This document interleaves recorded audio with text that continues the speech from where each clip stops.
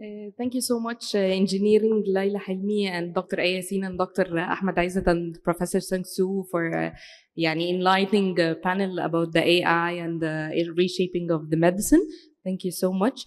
I would love to welcome on board the speakers for panel 2. For panel 2, our topic will be enhancing the clinical outcome with decision support system and the use of health informatics for better clinical decision making.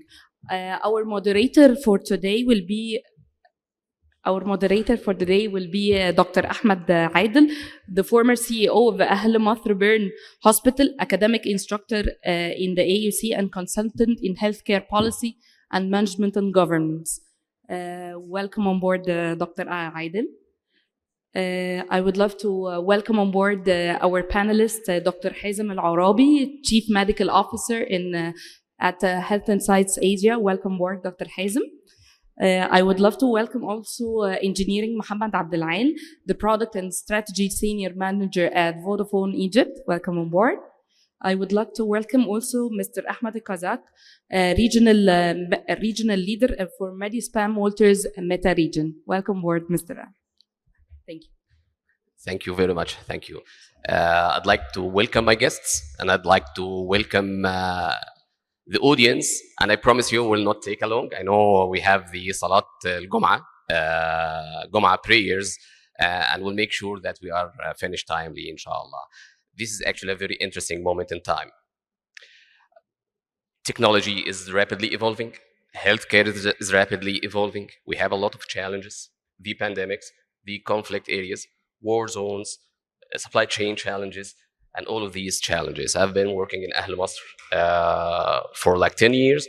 I've been involved in building the hospitals, and I met firsthand how it is challenging to establish healthcare systems and how it's challenging to make these systems talk to each other. We had like 12 systems: the HIS, the building management system, the RIS, the LIS, the PACS, lots and lots of systems. But do these systems talk to each other? Do they help patient outcome? Do they help the physician to work with them? They are basically, from my experience, were designed to be repellent to the physicians. So if the physicians develop a certain skill, it would be how to evade or work their way around the systems. So I'm here today, lucky to be sitting with the industry leaders to learn from and share knowledge with your kind selves. So today we have Dr. Hazem Al-Arabi. He's the Chief Medical Information Officer in Health Insights Asia. He's been working for 20 years across global teams in transforming and digital transformation projects across the globe. We also privileged to have Mr. Engineer Mohammed Abdelail. He's the Senior Digital Product and Strategy Officer in Vodafone Egypt. He's been working over the past 15 years with an extensive experience in digitizing projects across the globe as well. And we also have Mr. Mohammed Qazez. He's a regional leader in Mediaspan Walters Meta, and he's an extensive experience for like more than 12 years in patient safety and drugs, within the drugs and medications scene. Please allow me to start with Dr. Hazem and with my points about the tangling network of systems that usually work in the hospital and make it a little bit hard for some physicians to navigate their way within the systems. So, based on your experience, what are the most common challenges you meet when it comes to clinical decision support systems within healthcare facilities? And how can we make it a little bit more appealing to the physician? Assalamu alaikum. First of all, thank you for the invite to this great congress and esteemed panel.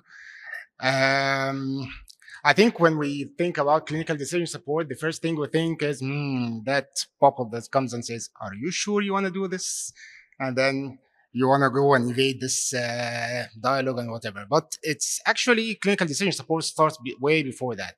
There's the passive part of the clinical decision support where you actually come and see the list of patients that have panic results. So these are the patients I need to go to see first. There is the list of patients that need medication refills. Once I go into the patient record, the presentation of the actual summary of the patient, that's actually part of the clinical decision support. So we tend to not see this anymore unless there's something that we don't like. But we expect all of these to be there.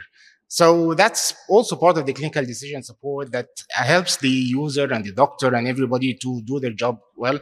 And as you mentioned, there is lots of other systems that integrate, and you want all of this information to be in there. So presenting all of that in a way that the doctor can actually action, that's really important. Then we go to the part where we start talking about active clinical decision support, and mostly we think also is about the medications part. The drug databases are doing great things today, but there's also the part where we do those calculations. There's the part where even non-clinical parts, like when you're prescribing a medication, the system can tell you if it's in stock or not. So you're making sure that the patient is leaving your clinic and they will get what they need. It also tells you if the patient is covered by this insurance or not. So you can even tell the patient, are you okay with paying this amount of money before you leave? So it's not clinical, but you're making sure that your patient is in good hands. So this is all part of the clinical decision support that people are taking for granted right now, but it is really important. And then comes the pop-up that people try to evade. Now, going on, there is also a very important part of the clinical decision support, which is the care plans, the clinical pathways. And that's very important, especially when we have limited resources. We don't have specialists everywhere. So we need a guideline that people can make sure if they go through this, the patient is taking the best benefit. So those guidelines, maybe not notifications, but maybe also informing the doctor, this patient might be missing some vaccinations. This patient is over 50 and they haven't been through the screening and so on. So this is also part of the clinical decision support that will pick information from lots of places. And of course, as our colleagues, the panelists from the AIs mentioned, generative AI is coming strongly into this. And we're seeing lots of uses for generative AI, starting from when the patient is in front of the doctor. We're starting with the ambient listening. So this means the doctor can spend more time talking to the patient, less time looking at the screen. Once they're done with the discussion, the system will not automatically put anything in. It will just tell the doctor, these are the things that I picked up. Are you sure you want to put those in? The orders, the allergies, all of these things. And by the way, based on all of these and based on the training I had, you might want to do this, this, and that, okay? Or based on the pathways. So this is also coming in. So this is also part of the clinical decision support we'll be seeing in the future. Plus all the tasks the doctors hate to do, like documentation for the approvals of the medical insurance. Now it's easier to do that with generative AI and so on. So a lot of areas for clinical decision support that will help doctors and patients in the future, inshallah. Of course, you understand that like 100 of questions pop up in my mind right now, but I'm just intrigued to know, how would you compare the Egyptian situation across the region when it comes to employment and adoption of clinical decision support systems? Just briefly. Well, there's the basics, like the passive is very well adopted. The clinical decision support from the drug databases, this is well adopted. We're still early days in AI. We can show, we can tell, we'd love to get lots of feedback, and we can actually deploy, but we're not there yet. But there is a lot of adoption. There is also the part I didn't mention before, where easy access to information, like going to a knowledge base, online knowledge base to get. That was very important during the COVID era where everything was changing very quickly. So in Egypt, yes, we're getting there, but I think we can get much better, and I don't think there is lots of obstacles in getting there. That's nice to know. So speaking of artificial intelligence and smart solutions, let me go to Engineer Mohammed Abdel Ail. How do you perceive the space in clinical decision support systems when it comes to intelligent decision support features? How equipped our CDSSs with intelligent solutions do you think? Thank you so much again, and appreciate the invite. More than happy to always be part of this esteemed conference. So, just very high level and briefly as well, to conscious of time. The idea of health information systems being part of the clinical workflow has been around since the 90s. So, it's been more than 20 years in action. The main privilege that I would usually talk about is how do we actually support in driving some of the biggest challenges in the hospital walls, and one of them is clinician burnout. Clinician burnout is because of too much to do and very limited resources to do it with, and health information systems was promised to be one of the things that can alleviate some of that burnout. But unfortunately, over the years, it becomes a bit more of a double-edged sword. So it is actually contributing sometimes to the clinician burnout, because now, as a clinician, I need to be documenting so many things, because insurance will not pay us the claims if I don't put the right code in the right field, and documentation and everything else that has to be done, as Dr. Hazem was saying, in front of the screen before I can actually interact with my patient. So through my career and through my experience, I would say these are some of the top, I would say, objectives that AI can help when it comes to CDS. Number one is to have clinicians part of that product development. So actually sitting beside a medical doctor, a real doctor, who is in an IT company. It's actually something that we need to always highlight. Having clinicians in that product development side of an IT company is very, very important. Because alert fatigue, as we usually refer to it, is one of the main things that systems can be designed better and smarter to reduce that alert fatigue.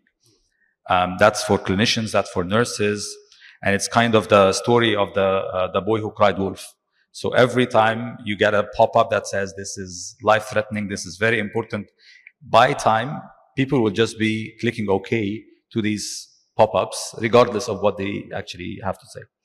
So designing systems that are actually smarter around notifications that can drive quietly decision support, which is the second thing. So first thing is having actually clinicians part of that development and innovation part.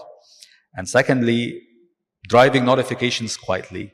So no intrusive blocking pop-ups unless it's actually life-threatening, unless it's actually a medication that has to be stopped right now, an interaction that has to be stopped right now. Otherwise, don't do it intrusively like we normally see in systems.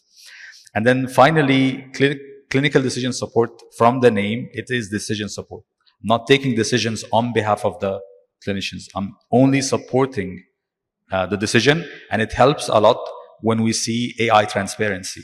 So if I'm driving a clinical pathway suggestion, it helps to see the score that I am actually running, and that helps from a clinician perspective that I can go to the guidelines, that I can go learn a bit more about it, and then I make a decision if I need to. Otherwise, it is a suggestion, it is a clinical decision, again, support tool. So having clinicians on board, driving notifications quietly as much as possible, and then finally AI transparency to the scores and to the knowledge base that is being utilized. Yeah. Thank you very much, Mr. Mohammed Abdel Al, for the extensive answer. I've always had this question in my mind. Does this system have like some sort of a self-insight where they can like detect roadblocks or maybe proposed improvements or such things? Can these things do that in an automatic way? Yes, of course. I think one of the things that we normally try to make the system do is to have it bulletproof. that it has to do everything in the entire clinical workflows. But for the most part, it is based on the literature that you feed it. So, for example, if we're looking at breast cancer protocols, there are multiple literature out there, and it depends on the type of literature that you feed that system, so that it can drive suggestions more accurately. In an emergency situation, an ACS score, for example, is a worldwide, a global score. So as long as it can detect the score, it can then detect the next steps. So it depends on the literature that you feed the system with, and it is regional. Again, what happens in the US is different than what happens in the Asia Pac region, from what happens in the Middle East. We adopt literature from each of these regions, but it is tweaked so that it can actually drive better outcomes. So I cannot utilize, for example, in Australia, a model that is based on US standards. It will not work. So yeah, hope that answers.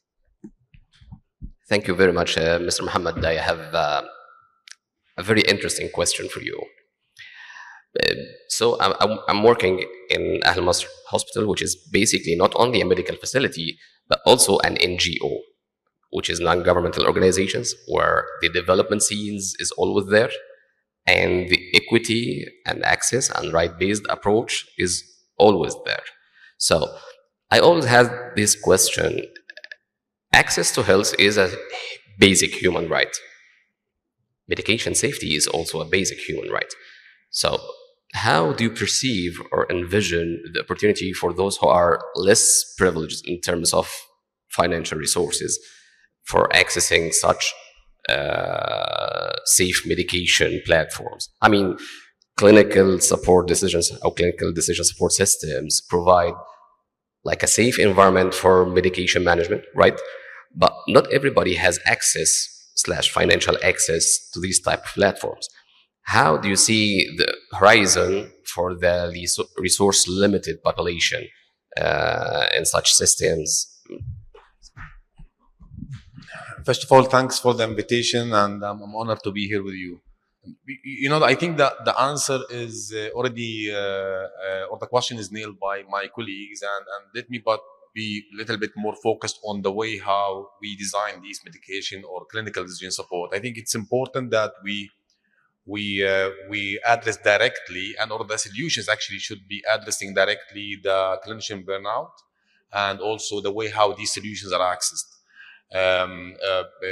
For example, in Midspan case, we like sort of arrived at the magic sauce, where you have the combination of the clinical contents APIs, experts services, technology, and then you combine all of this by providing sophisticated level like screening to clinicians at the point of care. That will lead definitely to very precise and less or more meaningful alerts. Now you can also, I mean, we also leverage the power of the alignment between the entire suite of clinical decision support solutions, which is up to date, let's say, drug and also Midspan, where we streamline the service or the support provided to all clinicians community within the hospital.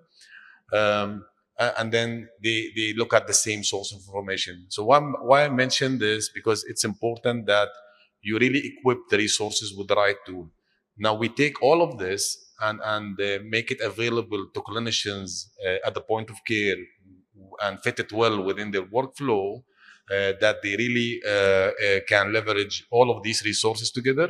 That will definitely address the limitation of resources, providing access to trusted sources that can help making better decisions.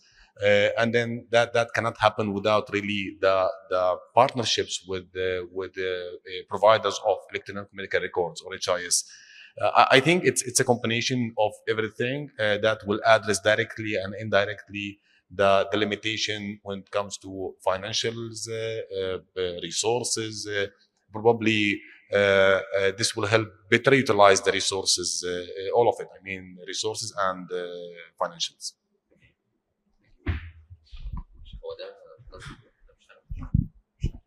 شغال ضيعنا وقت كتير في طيب, I have a question also for you. So how does localization of data inside the CDSS help improve or maybe not the clinical outcomes? And can you think of an example that you have met through an implementation journey where utilizing / adopting a localized set of data helped the patient outcomes? Yeah, absolutely. I think localization is really sometimes misleading.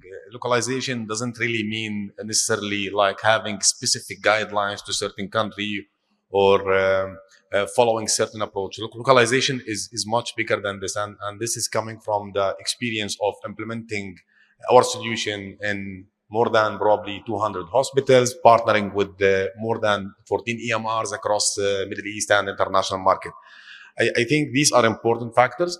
I'm not too much worried about them in terms of the solution we provide, because if you look at the way how we develop our contents, we rely on clinicians' expertise across the globe. So they definitely look at the guidelines available within the countries where we serve.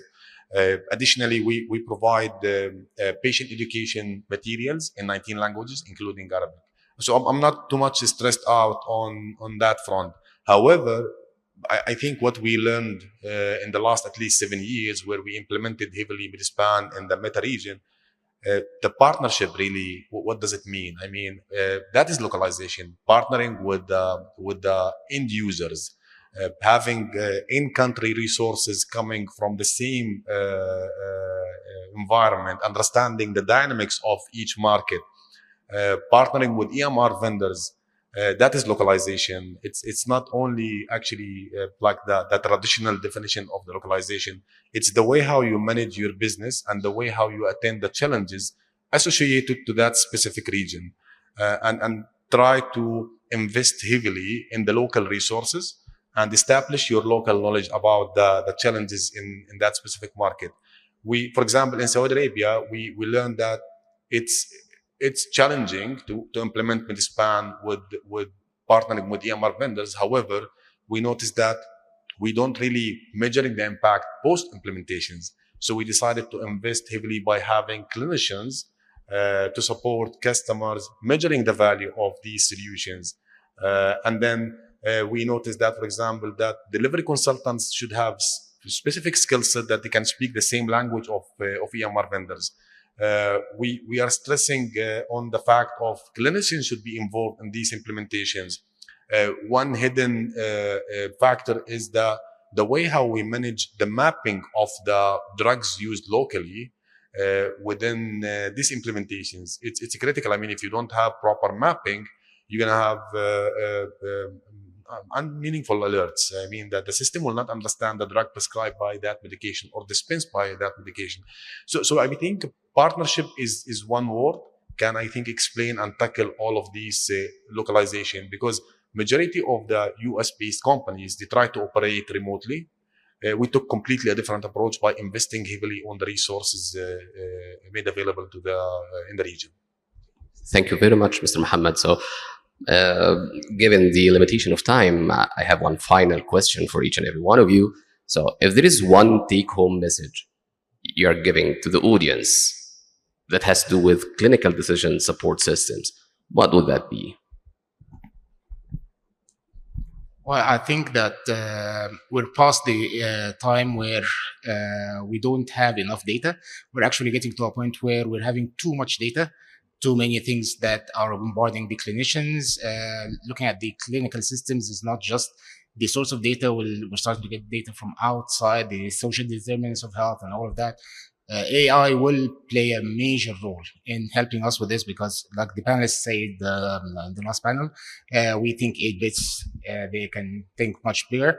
So, but we need to be more cautious about training these models for localization, We can't just get any model and use it here. It's not going to work. We need to localize our own models and use our own demographics and so on.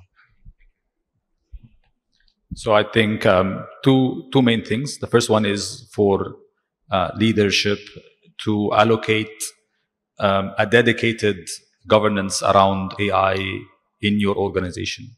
This is very important because it touches on privacy, it touches on data governance and other things.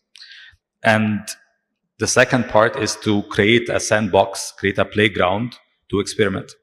I think I'm fortunate enough to be here in EGYPTAIR Hospitals Conference, and I'm speaking directly to Dr. Ayman from leadership perspective. Fostering this has been one of the main things that we've seen as a success for our partnership as Vodafone Business with EGYPTAIR has been the leadership and sponsorship actually of such important programs.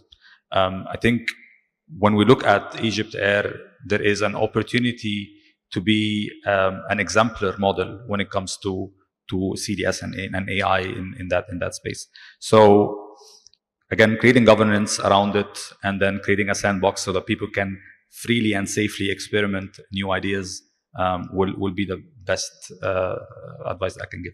Yeah. Thank you, Engineer Mohammed. Well, I think, I mean, again, from the experience, I think we should not look at solutions or clinical decision support solutions as isolated solutions. I think it has to be looked at it as like one full ecosystem integrated within the entire set of solutions available to providers. That is critical really to support the adoption. It's a bi-directional thing, you know. It will help adopting the many platform. It will help address the clinician burnout and better utilize the resources. The second thing I think it's important is, as I mentioned, the partnerships. We really feel that partnerships or partnership approach is underestimated in the region. It seems that we can't really take this region to the next level if we don't have the right partnership approach within vendors, local providers, local regulatory bodies, and end users. Thank you very much for your answer. And from my position here, I can see the keywords that have been scattered all over our conversation is not only about technology and machine and systems, more about how these systems coalesce together. You've said ecosystems. This is a wonderful word. You've said the leadership. This is a wonderful word. These systems would never work without a leadership, right? And you, Dr. Hazem, have talked much about the right-based approach and how access should be like equitable to each and every one for us. So my final word for this before I leave for Goma prayers, we shouldn't forget that these systems are targeting people. So it's basically people we're talking about. These systems should be in utility to people. It should be tailored to people, localized to people, utilizing leadership and that sort of thing. So thank you very much for the time you've availed, especially on Friday. And it's my real pleasure to be here. I've learned a lot and looking forward to see you again. Thank you. Thank you. Thank you very much.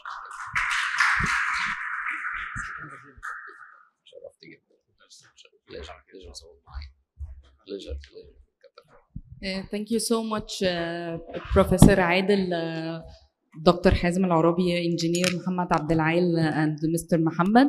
We will have the break for Friday's prayer, and we will come back by 2:30 to start panel 3. Thank you so much.